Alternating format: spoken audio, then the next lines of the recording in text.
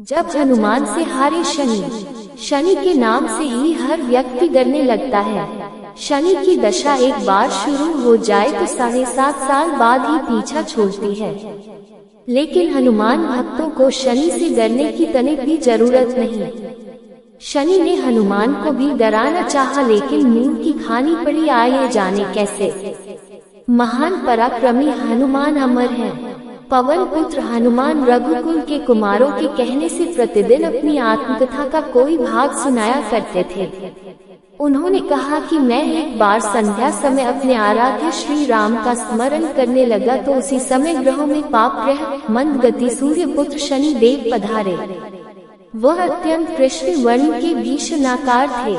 वह अपना सिर प्रायः झुकाए रखते हैं। जिस पर अपनी दृष्टि डालते हैं वह अवश्य नष्ट हो जाता है। शनिदेव हनुमान के बाहुबल और पराक्रम को नहीं जानते थे। हनुमान ने उन्हें लंका में दशग्रीव के बंधन से मुक्त किया था। वह हनुमान जी से विनयपूर्वक किंतु कर्कश स्वर में बोले, हनुमान जी, मैं आपको सावधान करने आया हूँ। त्रेता की बात दूसरी थी, अब कलयुग प्रारंभ हो गया है। भगवान वासुदेव ने जिस क्षण अपनी अवतार लीला का समापन किया उसी क्षण से पृथ्वी पर कले का प्रभुत्व हो गया। ये कलियुग है। इस युग में आपका शरीर दुर्बल और मेरा बहुत बलिष्ठ हो गया है। अब आप पर मेरी 7.5 की दशा प्रभावी हो गई है। मैं आपके शरीर पर आ रहा हूँ। शनिदेव को इस बात का तनिक भी ज्ञान नहीं था कि रघुनाथ के चरणाश्रितों पर काल का प्रभाव नहीं होता। करुणा निधान जिनके हृदय में एक क्षण को भी आ जाते हैं, काल की कला वहाँ सर्वथा निष्प्रभावी हो जाती है। प्रारब्ध के विधान वहाँ प्रभुत्वहीन हो जाते हैं। सर्व समर्थ पर ब्रह्म के सेवकों का नियंत्रण संचालन पोषण प्रभु ही करते हैं। उनके सेवकों की ओर दृष्टि उठाने का साहस कोई सुर असुर करे तो स्वयं अनिष्ट भाजन होता है। शनिदेव के अग्रज यमराज भी प्रभु के भक्त की ओर देखने का साहस नहीं कर पाते।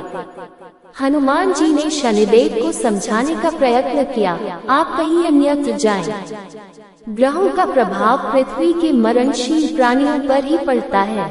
मुझे अपने आराध्य का स्मरण करने दे। मेरे शरीर में श्री रघुनाथ जी के अतिरिक्त दूसरे किसी को स्थान नहीं मिल सकता।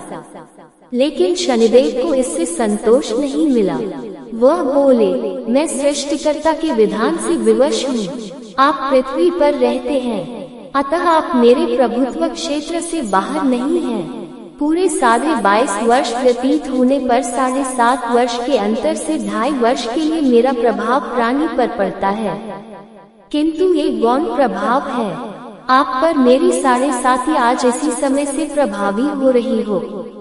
मैं आपके शरीर पर आ रहा हूँ, इसे आप टाल नहीं सकते।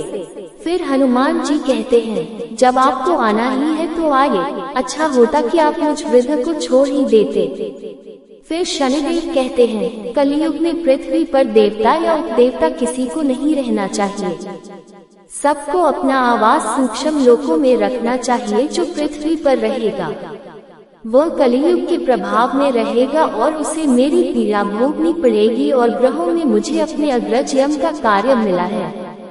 मैं मुख्य मारक ग्रह हूँ और मृत्यु के सबसे निकट वृद्ध होते हैं, अतः मैं वृद्धों को कैसे छोड़ सकता हूँ। हनुमान जी पूछते हैं, आप मेरे शरीर पर कहाँ बैठने आ रहे हैं। शनिदेव गर्व से कहते हैं, प्राणी के सिर पर। मैं 2.5 वर्ष प्राणी के सिर पर रहकर उसकी बुद्धि विचलित बनाए रखता हूँ।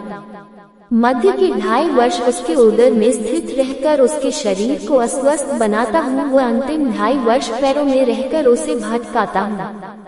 फिर शनिदेव हनुमान जी के मस्तक पर आ बैठे तो हनुमान जी के सिर पर खाज हुई। इसे मिटाने के लिए हनुमान जी ने बड़ा पर्वत उठाकर सिर पर रख लिया।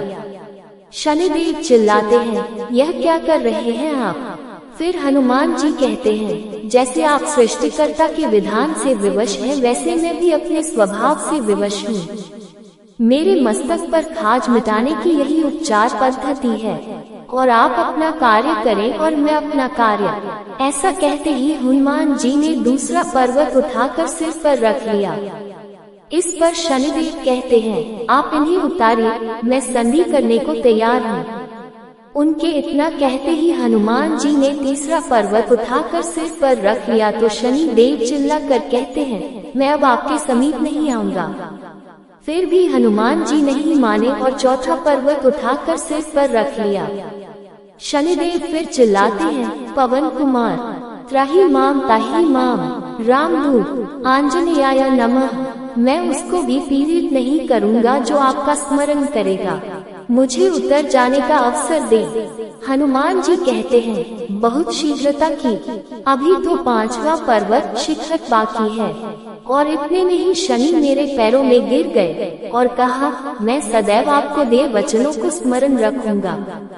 आघात के उपचार के लिए शनिदेव तेल मांगने लगे। हनुमान जी तेल कहाँ देने वाले थे, वही शनिदेव आज भी तेल दान से तुष्ट होते हैं।